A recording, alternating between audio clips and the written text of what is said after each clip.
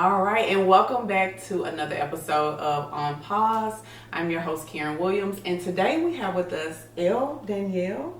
Right? Elle Danielle is a attorney turned photographer. Yes? Yes. Yes.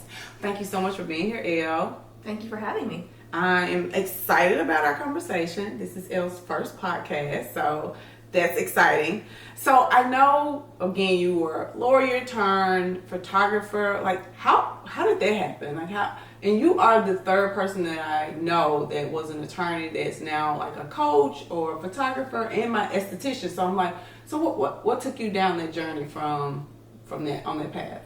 So I think practicing law is one of those careers that you don't necessarily know what it looks like until you're in it. Mm-hmm. A lot of people fall in love with the idea of being a lawyer from watching TV shows, and you realize that it's not Law and Order. Practicing law is billing hours. It's a lot of time spent in the office. It's a lot of conflict. It's a lot of sacrifice in terms of like answering to partners. And so my son, who's now 14, was born my last semester of law school. Okay. And so when I started Firm Life, he was about 6 months old. And for any parents out there, you know that kids, they start daycare and they start getting those ear infections and they start getting those colds. And so right off the bat, Firm Life was challenging for me as a young mother because I had the responsibilities of my son. And so very quickly I started to feel the pressures of deciding whether I wanted to be a good attorney or I wanted to be a good mom. Parallel to all that, the first time we had family photos done, I was like, oh, I should buy a camera. Started playing with it, and then the paths kind of ran parallel that I started taking pictures of other people's kids. People saw the images on Facebook, they started loving them, asking me to book sessions, and so for about 4 years, I did both. And as he was going into public school, I was laid off from my full-time law job. But by that point, I felt like I was working 2 full-time careers. And so for me, it felt like the easy jump to just say, well, I'll be a photographer because it gave me so much flexibility. It let me go to school lunches, every field trip, to be there after school every day, and to be the kind of mom that I wanted to be while building a career that meant something. Wow. So it just fell in your lap. So you took the picture, you had your first family photos, and you just enjoyed the experience and thought that there could be something. So had you ever done like any interest in photography? No, I've always been, like everybody, I've always been an artsy person. Okay. But no, I had no experience in photography at all. And so self-taught, just practiced and learned as I went, and it quickly grew. It was, back then Facebook was very different. Instagram didn't exist yet. So it grew organically very quickly. Wow. And people were coming to me, and I remember even booking my first weddings and trying to be like, well, when people ask me like, how much wedding experience do you have? And I was like, well, I don't have any experience, but you should trust me with your wedding. Right. But it just grew so fast, really because of what social media was then, which was so it was easy to grow organically back then. Yeah. Awesome. Okay. So I know for you, balance and your son is very important. So how do you determine what projects you work on? What gets your time? So I would say right now I'm very much in a no season. And it's, years ago, we could discuss it later perhaps, like I experienced kind of what I consider a burnout. And so I now know how to look for the signs that I'm spreading myself too thin and to try to avoid getting to that place again. And recently I was starting to feel just overwhelmed and feeling like I could never catch up on the work, and like I wasn't doing a good job at anything, at home, as a mother, as a wife, as a photographer, as a businesswoman, as a friend. And so without knowing necessarily the solutions to the problems that I could see, I just started cutting things out with the idea that if I have more time and more space in my mind perhaps, that I would be able to figure out what to fill those things with to bring me more joy and more balance. And so I'm still, I think, on that journey of figuring out at this stage of my life like what balance looks like. But I know that saying yes to everything and taking on projects that don't make me feel fulfilled isn't the way to do it. So you went through and like maybe took inventory on like what's valuable to you and like figuring out if this doesn't align. So like you talked about burnout. I think as women, we like you and me, married, children. I have 2 children and a husband, and building a business. Like, I don't know if we're allowed to say it's burnout. You know what I mean? Because sometimes it's just like, oh, that's how it goes. You got all these hats that you have to wear. This is just life. Mm-hmm. So like, when do you know? Okay, you know what? I'm burnt out. I need to take a step back and kind of reevaluate what's important to me, because I know COVID did that for everybody, right? Mm-hmm. It made us sit down and see, oh, I'm doing too much. So I'm sure it was before COVID. So how did you figure out you were burning out, and then how did you kind of take a step back and fix it? I mean, the burnout itself, I was just so tired. Like, I had gotten to a point where I was traveling for weddings a lot. And mm-hmm. so I was in 2015 perhaps. Mm-hmm. I was out of town like 25 weekends that year, I think, with conferences and to travel weddings, and like I was just always gone. Mm-hmm. And so, that's glorified on social media. Like, I'm always catching a flight. And I remember shooting a wedding in Mississippi and getting up one morning at 5 a.m. to try to come back to Nashville to see my son playing a YMCA soccer game, because that was the only game I had seen that season. And so that wasn't, like, that's not the life that I chose. I chose photography over law to give me balance and flexibility to be present as a mom. Mm-hmm. And getting up at 5 a.m. to catch one soccer game an entire season isn't that. Okay. And so, like, that isn't the balance that I was looking for. And so remembering why I chose this career path. Right. Like, if, I think there's a saying, one of my favorite photographer turned author friends says, like, she didn't quit her 9 to 5 to work 24/7. And so let's quote Mary Morantz for that one. And so it just wasn't working. And so, like, I had to, like you said, take stock of what I was missing out on and what really mattered. And at the end of the day, I don't want to look back and be like, oh, well, I shot a lot of weddings or I shot a lot of families. Those things matter to me and it's important to me, but not at the expense of my own happiness or the time with my family. That's so good. Okay. Thank you for sharing that. So I'm going to switch gears into like business. Okay. And so I know you told me about your legal experience and working with creatives on issues. So that made me think about, like, when we're creating a business, most of it is our intellectual property. So when you're a creative, right? If you're a photographer, you're a coach or a podcast or whatever, like, it's your intellectual property.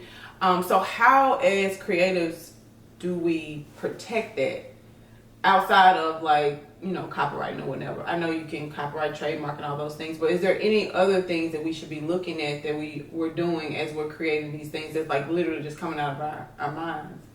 So it's tricky.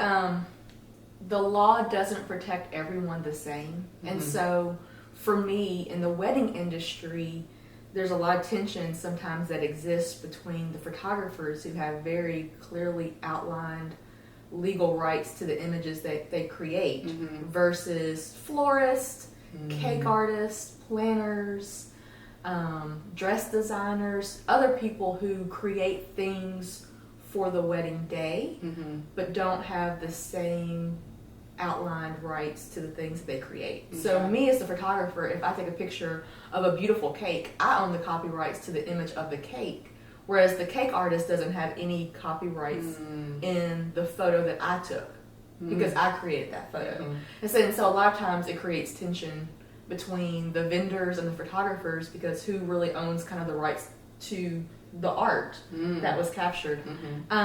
Social media, Pinterest makes the waters a lot muddier in terms of what you can prove, in terms of ideas versus inspiration. And when people just were flooded with quote unquote inspiration all the time. And so, once we start putting things out there, which we should, it's hard to protect it because inevitably someone else will see it, make a small tweak on it, you hope, or not. And then, like, make it their own, and they're doing the exact same thing.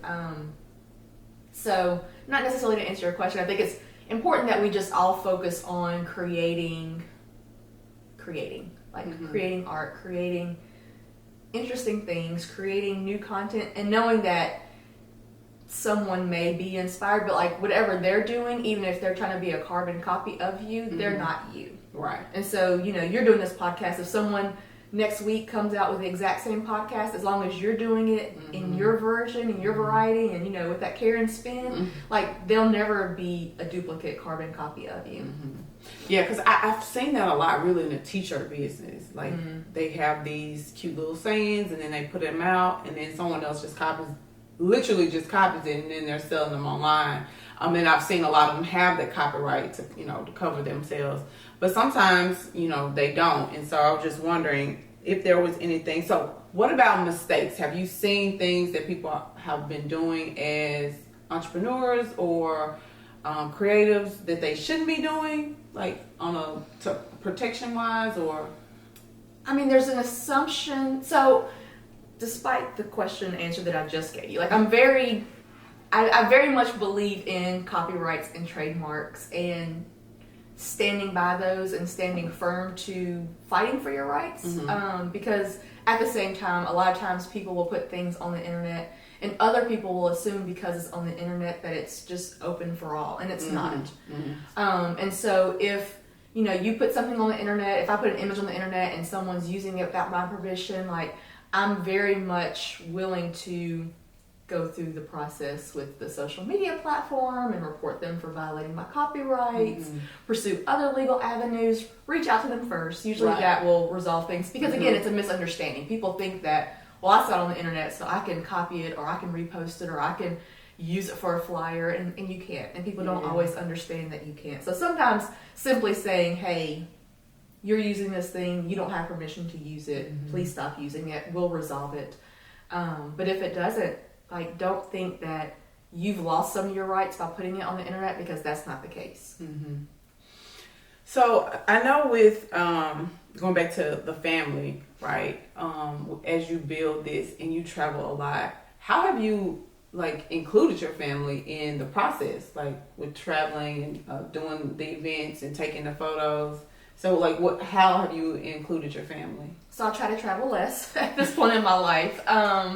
Because traveling, a lot of times you're traveling, like we talked about earlier, like you're traveling to show that you're traveling and for the internet to feel like you're so booked and you're so busy and you're so this because you're traveling all over the place. When in reality, you're probably not making any more money by doing something locally versus something across the country, but you're spending more time. You're, for me, I'm boarding dogs. Yes. I'm spending 2 days working as opposed to 8 hours working. So at this point in life, if I could do all my work locally and have the income to travel on my own schedule, I would much prefer that, because it's hard to, I've tried to do the whole I have a gig in Los Angeles, family, y'all come with me. We're there for 2 days, but I'm spending a whole full day doing something, so they're by themselves. So it's not really the full travel experience, especially with a school-age child who's limited to just Saturdays and Sundays. We aren't taking the whole week to go. So okay. So talk to me about, as you grow your business, what does this season look like for you now? What are you looking to accomplish in 2023? I mean, just continuing to work towards balance and figuring it out and connecting with clients. And I've been in business now for 12 years, and I talk a lot about the why in terms of my family and wanting that balance, but the why in terms of the client experience. When I was practicing law, I realized and learned that no matter how much good I was doing for people, because I did family law, I did domestic relations, and then I ended up doing domestic violence work. And so I was literally saving lives, literally helping women get away from their abusive situations, helping kids get into safer situations. But regardless of the good work that I was doing, I was still a part of a very bad chapter in that person's life. And so 9 times out of 10, my good work wasn't you know, it wasn't pats on the back and it wasn't hugs. And I wasn't doing the work for those moments of recognition, but it's just when you're dealing with people in such dire situations all the time and they're treating you like you're a part of the problem as opposed to a part of the solution. When I started doing photography, it was the opposite. Right. I could take a mediocre picture of a child and it was like, oh my gosh, you're the best. You're like the most amazing person ever. And they love me. And I'm like, you know, okay, it's okay, photo, you know. And so just the interaction with people was very, very different. Yeah. And so as I kind of honed in on what I wanted to experience from the photography side of my business, I enjoyed being able to capture those special moments for people. And so to circle back around, like remembering my why, remembering that I'm in the business to serve people, to capture special moments, to capture, you know, family moments, making people feel beautiful in front of the camera. I'm not in it to go viral. I'm not in it to be featured, to be published, to be, you know, the biggest photographer on the block. Like, that's not what brings me joy. It's the interaction with people and making them feel like those special moments have been documented for them is what matters. And so, like, constantly bringing myself back to that place of remembering that it's not about how many likes a picture gets. It's about, did I create a picture that captured a moment for someone that made them feel special, or like gives them that memory to look back on. So yeah, and I love focusing in on that in 2023 more and more. Yes, I love that you said that, because I think not everyone wants to be featured on this and that, or not everyone wants to go viral, or the reason they started their businesses and for all those reasons. Like, it could be just to have balance in your family. It could be just to provide, you know, for your child to go to college. Like, it could be multiple reasons. I don't think, I think we get so caught up in the social media or the what people are going to think, or I have to, because it's, you know, this big, 6-figure, 7-figure, 8-figure, like it's everywhere you look right now. So I think that's good that you said that, because everyone is in different places and they start businesses for different reasons. So is your son interested in photography? No. Not at all. I think he took some beautiful pictures of you when y'all were in London. If I give him a camera, I mean, he can hold his own, and he's gone with me to weddings before just out of like necessity. Right. And always does a fine job, but he's 14, so he's very much in a stage of life where, because I'm showing an interest in him having an interest in something, that in and of itself makes it not interesting. Absolutely, I can agree. My kids are the same way. If I'm interested, they're like, okay, now I don't like it anymore. Right. Even a word, they're like, oh, if you say it, it's no longer cool. Like, what? So, I'm going to give you a card to pull, and you're going to answer the question on the card. But before we do that, is there anything that you have going on that you want to share? So do you think like you would ever get into like coaching, like teaching people? And so I have done that. I've done a little bit of everything. I've done one-on-one mentoring. I've spoken at creative conferences to photographers, to creatives generally. Usually it's about, you know, contract issues or, you know, customer service issues, because at the heart of it all, most conflicts can be avoided with better education and better customer service on the front end. Yes. You know, you can't tell someone, well, I'm sorry you don't like your pictures because you weren't wearing makeup, if I didn't say, well, you should consider a professional makeup artist for your session. Things like that just people assume clients know. Exactly. Right. And I'm constantly thinking about ways that I can, you know, at the end of the day, you still gotta pay the bills. Right. And so ways that I can have more passive income and more streams of revenue coming in that don't physically require me being somewhere all day or all the time as I'm getting older and my body's like, ooh, that was a long day. So I'm always trying to think of ways to do those things to, you know. Yeah. But I don't have any solidified plans at this moment. But again, I'm still in the trenches of wrapping up. So the next quarter is kind of my planning quarter, where I can think and dream and figure out what I want the year to look like. And you have how many summers left with your son? 4. 4 summers. I guess. Freshman, 3. 3 summers. Depending on how soon he goes to college. Right. And I guess I won't ask you what you plan to do once he's gone, because you're still getting out of 2022. So I won't put that one on you. I mean, my husband and I are looking. I mean, we will be sad to see him go, but at the same time, we are looking forward to be empty nesters. Like, we can travel without the restrictions of. Right. Just gotta board the dog. Right. We ain't gotta worry about MNPS's schedule. Right. Yeah. Or supper schedules or anything like that. Like, and because I had him in law school, I never was an adult with disposable income and freedom. Yeah. You know, like I went from college to law school to motherhood. Yes. So I was just never out there like, hey. Yeah. That was. I got a free weekend. You know. So. Yeah. So we're looking forward. We will miss him. Right. But we're looking forward to that next chapter too. Yeah. I think the same for me because mine are 16 and 17. So I'll be an empty nester in 2 years, I believe. 2 years. So I have 2 summers. So I get it. I'm excited too, though. Yeah, I mean, I love them, but I'm definitely I will miss him tremendously. Excited to think about life, like going out of town without worrying about school schedules. And exactly.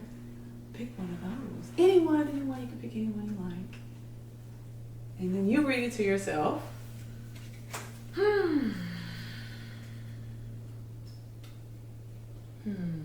Oh, you gotta read it out loud too. You said I could read it myself. No, first to see if you like it. I get to pick another one. There's an option. Whoa. What you got? It says, "What's a mistake you've made that affected your life for the better?" Ooh, that's a good one. I can't think of like a mistake you've made because mistakes aren't mistakes. They're lessons that you grow from. So I True. mean, I'll let you get another one. In and of itself are not all mistakes ways them. that it affects life for the better. Are they not all lessons? Yeah, some of them ain't lessons. Have our yoga break. What are you most excited about in life right now? Trying to think. Give me one more. Not play. What am I most excited about in life right now? Ew. I mean, I'm just such a broad answer kind of girl. Like, I'm just excited about figuring like out this next stage. There you go. You know, I think I've been for so long in a place where I've been caught up in the not knowing, and like I haven't been able to see past to figure out like, okay, well, what's next? And so like I'm happy to kind of mentally be in a place where I can get past the present and like look to the future, if that makes sense. Like I'm getting out of the like getting past myself and like the swirl of what's going on right now and like it, not overthinking it. Like everything's how it's supposed to be and it'll work out and there's only amazing things ahead. Right. I have one last question. So, of course, you know, On Pause is really about business and wellness and, you know, our mental health, because that definitely gets, I think we get so busy I know for me, it was like, oh, I just really want to create this really, you know, powerful business that's really helping minorities or people of color find these tech jobs. And so we get so busy in doing that we forget about ourselves. So like, what do you do to make sure that you make time for yourself? Or how are you taking that pause and saying, okay, well, let me re-energize? Because I thought I was an extrovert until like recently. I'm like, I need to recharge more. Maybe it's like the older I get, that I need to recharge. Too. I think post-COVID, I need a break. Being around people is a lot more draining than it was pre-COVID. Because like, I just got so used to being, you know, in my bubble at home. So yeah. So how do you, with life, with family life, kid, husband, business, how do you like take time for Elle? What are you doing? I mean, so I work a lot of weekends because I'm shooting something on Saturday. I'm usually shooting something on Sunday. And so I have learned to give myself grace and give myself permission to be off on Monday or be off on Tuesday and realize that my industry, as much as clients may make it seem like it's an emergency, that they have whatever they need right then that moment, like emergency, as you're waiting for your photos, like it's not like right, yeah. Being like on call in the photography industry like isn't a thing that it should be. Like it's right. Like I work all weekend. I work 5 solid days. Like I'm sleeping till noon on Monday, and everybody will be okay, and it will be okay for me to do that. Or I'm taking an hour to go to the gym, like setting aside and making sure that I'm making time for myself, because if I don't, like, there's always an email to answer, a request to fill that feels like it's, pants on fire. It's the most important email ever in the world. Like, it's not. And putting it all in context and knowing that, like, I can still give good customer service and set those boundaries and still take care of me, because otherwise, like you said, once you pour so much out of your cup, you have nothing left to give. Right. So you've got to, I have to take the time to rest, to have a day off, to go walk in the park, to have lunch with my husband, to, sit down and eat dinner with my son without a phone in front of me or in front of him. Sometimes the bigger challenge. Right. But yeah, just giving myself the grace to, say the emails will be there tomorrow when I get to them. Yeah. So you don't have a set day off, with photography? I mean, it depends each week. Like I said, because sometimes I will work Saturday and Sunday, because I'll do, let's say, a wedding on Saturday, some portrait sessions on Sunday. So, I don't get that weekend day off. Sometimes I have weekends off. Okay. But not having, like I say, if I don't get Saturday or Sunday off, then I'm taking Monday or I'm taking Friday. I'm just not working 2 solid weeks. Right. I'm just not. Yeah. That's definitely not healthy. Yeah. Yeah. I think definitely setting boundaries and saying no. Because I was the one, I will always say yes, because I'm like, oh, well, that's going to put me in front of this crowd, or I'll get to see so-and-so, and they know this person that could get me. And sometimes, even though I'm drained and my kids may want to, lay around and watch a movie, and that's another thing. I always felt like if I wasn't working, I wasn't being productive, or I was a bad person. I feel like I always needed to be working. Monday through Sunday, I at least have my computer up for an hour or 2 or 3 just to make sure, I don't know, even though sometimes it probably was just busy work, just to say that I did something. Because if you didn't, I mean, oh my God, how are you just laying around? Sleep when you're dead. That's the... But isn't it funny that, we feel guilty about watching Netflix for an hour? Yes. I know I do.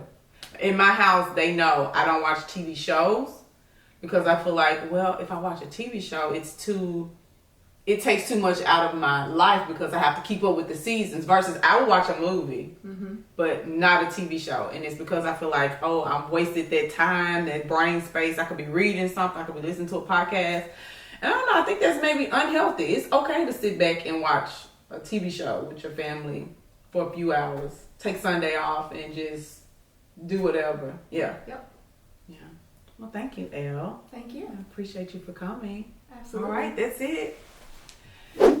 I hope you enjoyed that episode. Please make sure to check the show notes to learn more about connecting with our guests. Also, if you haven't done so already, join our mailing list to be alerted of new episodes, upcoming events, and more at KarenDWilliams.com.